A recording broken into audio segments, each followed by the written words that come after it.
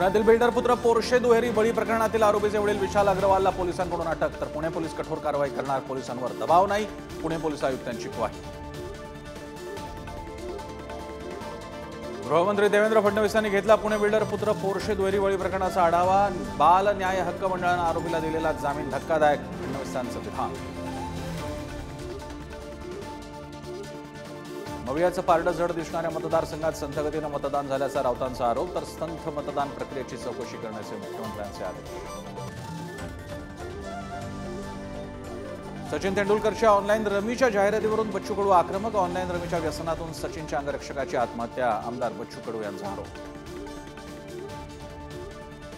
राज्यातील यंदाचा 12वीचा निकाल 93.37%. कोकण विभागात 12वीचा निकाल सर्वाधिक, यंदाही मुलांच्या तुलनेत मुलींची बाजी.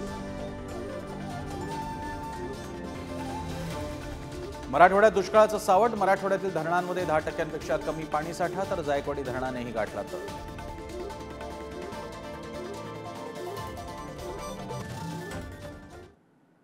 Thank you.